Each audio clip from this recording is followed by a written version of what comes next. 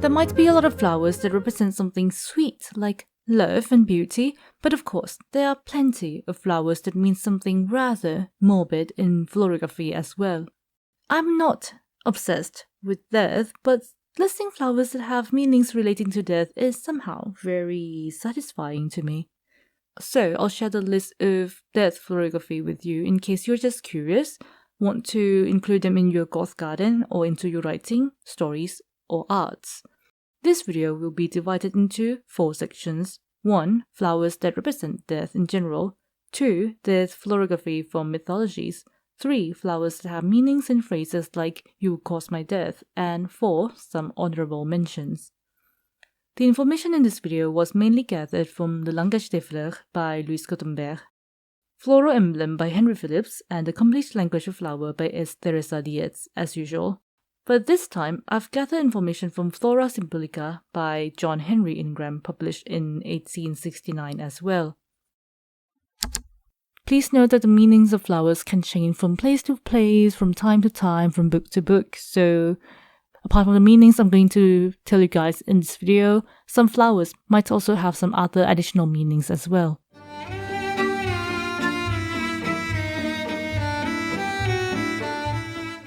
Flowers that represent death. The first flower I'll talk about is a poppy. A lot of people already know that it's the flower of remembrance for those who lost their life in the World War I. In the language of flowers, poppies mean sleep, or rather eternal sleep, which is another beautiful way to say the word death, as they are linked to the god of sleep, Hypnos, who is the twin to Thanatos, the god of death in Greek mythology. Due to the flower's sedative effects, they were used in various cultures as a remedy for sleep disorders and pain relief. Next, even though chrysanthemums are practically linked to Mother's Day in America, in some European countries like Austria, Belgium, France, Spain, and Italy, chrysanthemums symbolize death and grief. In Japan, white chrysanthemums symbolize death as well. You might also have heard of rafflesia, originated in the tropical rainforest in Sumatra, Indonesia. It doesn't have a particular meaning attached to it in floriography books, but it has this distinguished rotten meat smell, so many people also call it the corpse flower. Rosemary is an herb that could mean either death, love, or loyalty, because it was used in both funerals and weddings in ancient Greek times. And I won't forget talking about black roses, which are typically associated with death, and since most black roses are actually deep red roses means mourning. On the other hand, white roses might remind you of purity and innocence, but if you scent dried white roses, it could mean death preferable to the loss of innocence, which is quite intense. And also, I've talked about black roses more extensively in the Black Roses History and Symbolism video.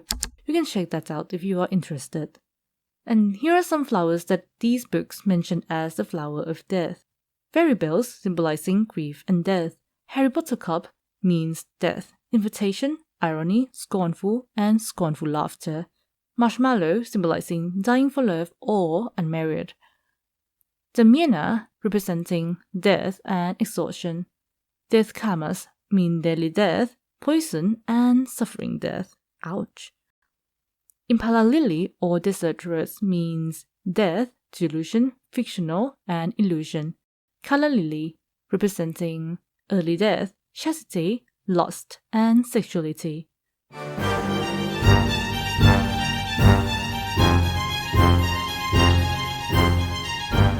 Flowers of death in mythology. Let's start with Greek mythology. Another flower aside from poppy to mention is anemone, born from the tears of goddess Aphrodite as she mourned the death of her beautiful lover Adonis. And in some versions, the flower was born from Adonis' blood, not the goddess' tears, and it represents death of forsaken love.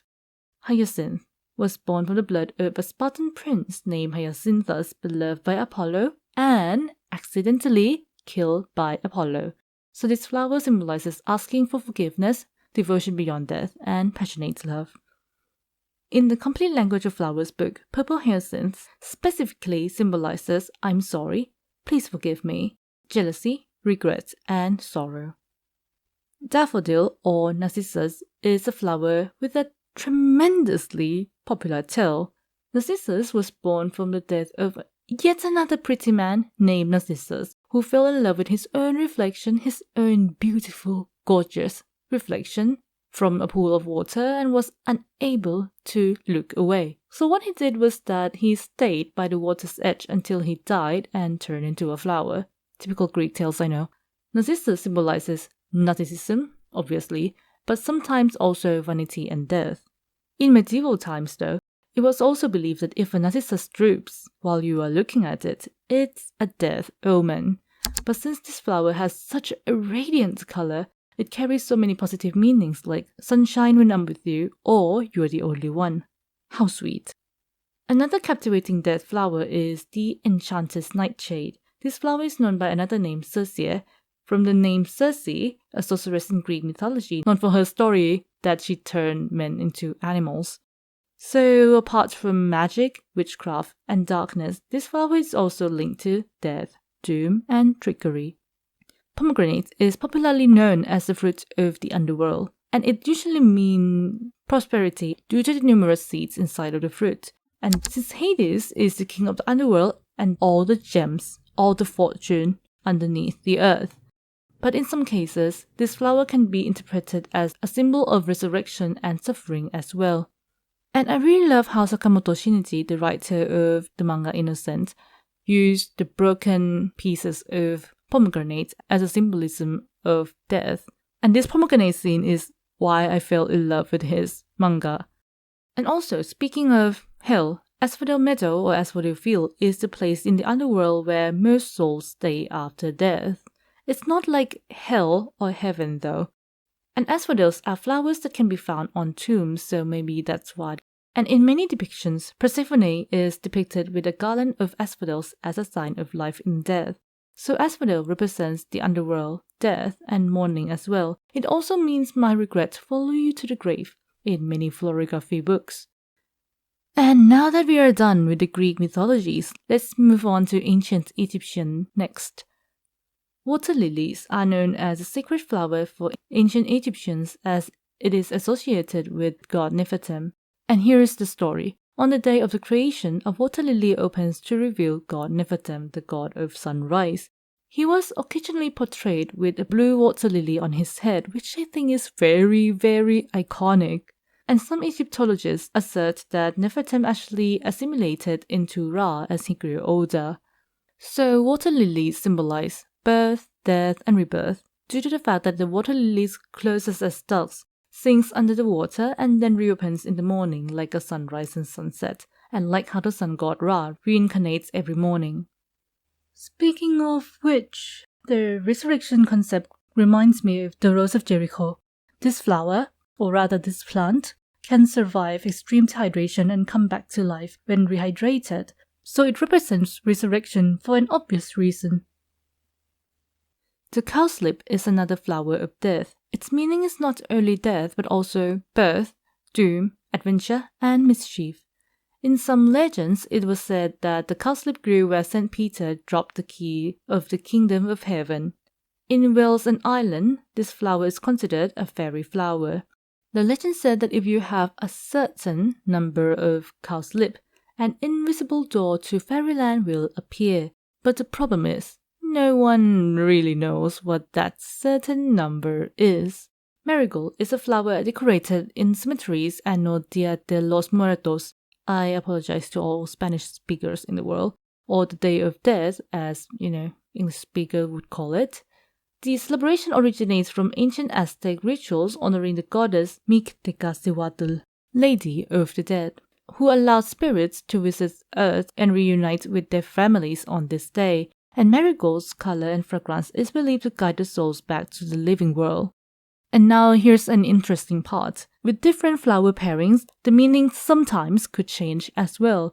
Like pairing marigold and cypress could mean despair, but normally cypress alone represents death and sorrow. Meanwhile, marigold alone symbolizes purity, auspiciousness, and the divine. You may relate tulips to positive meanings like deep love, for example, and white tulips is a flower symbolizing renewal and heaven. And maybe that's why tulips are also seen as funeral flowers. But that is not the reason I'm talking about tulips right now. In Iran, the tulip is a symbol for martyrdom, and according to Shiism tradition, the grandson of the Prophet Muhammad, Hussein, died in a battle, and red tulips sprang up from his blood. In Persia, red tulips are related to the story of Farhad and Shirin. There are many versions of this story, but one of them goes like this. Farhad was a sculptor who had fallen in love with Princess Shirin, who already had fallen in love with King Khosrow.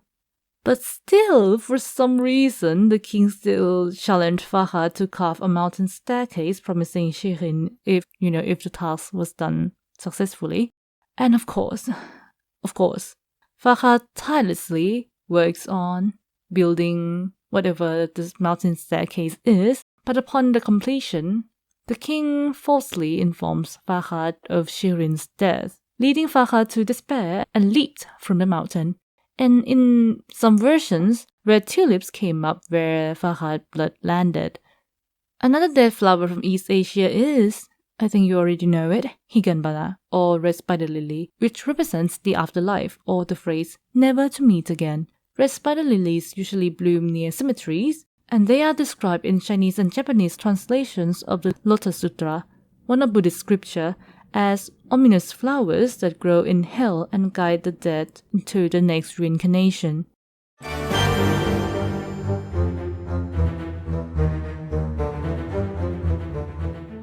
Let's start with hemlock, meaning you will cause my death, as every part of this plant is poisonous. Hemlock might remind many of you of the nightlock from the Hunger Games series, which the fruit was used as poison on many occasions. Another flower meaning relating to death and appear in the Hunger Games is primrose. Yes, like the name Primrose Everdeen, the younger sister of the protagonist. Primrose is a declaration of deep love, specifically, I can't live without you, and it also means death is preferable to loss of virtue. Coincidence or not, I think the Hunger Games has quite a lot of flower symbolism in its writing. Moving on. Laurel is a symbol of victory and fame, and laurel is also a symbol often found in cemeteries and on gravestones, representing triumph over death and immortality. Its leaf symbolize no change till death, or I change but in death, and I guess that is just another way of triumphing over death. Aconite, known as wolfsbane, was created by Hecate, the ancient Greek goddess of magic, witchcraft, the night, moon, ghosts, and necromancy.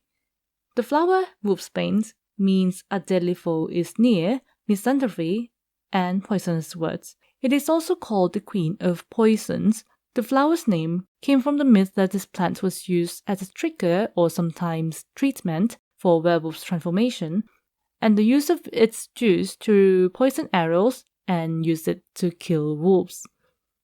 Some other interesting flower phrases are laurestine, means I die if neglected. Blackcurrant, meaning thy frown will kill me or your unhappiness will kill me.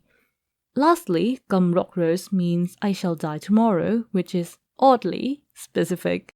But considering that there are more than 400,000 types of flowers around the world, I guess this could happen.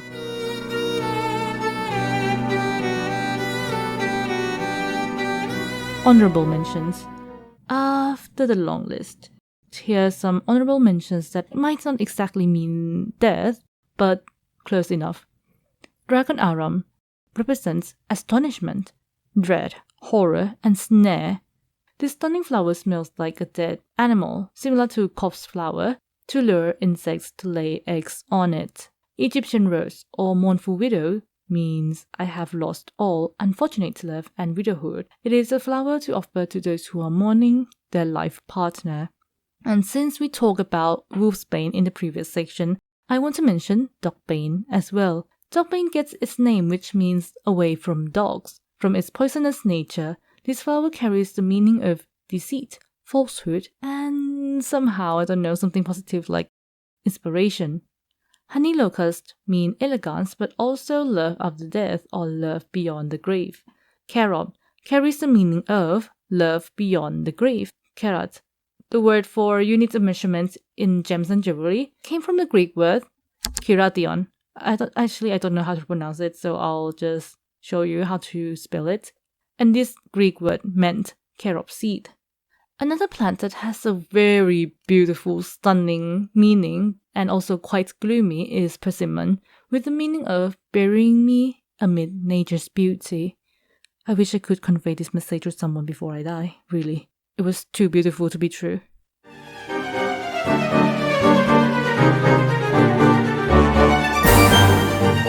Whew, that was quite a long list. I believe if we look into more cultures, the list would be much longer. So if I missed your favorite flower or flowers from your culture, please do share in the comment section. I'd love to read those. And I'm pretty sure that a lot of people will as well. Or if you have an additional information to the list of flowers, or you have any favorite flower on this list, you can share with us as well. Thanks everyone for watching. I hope you have a good day. See you on the next journey.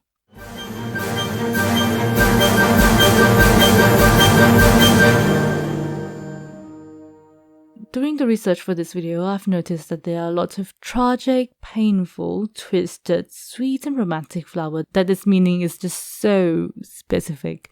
I might talk more about those flowers in the future, and though we mentioned quite a number of flowers in Greek mythology, there's still a lot more to cover.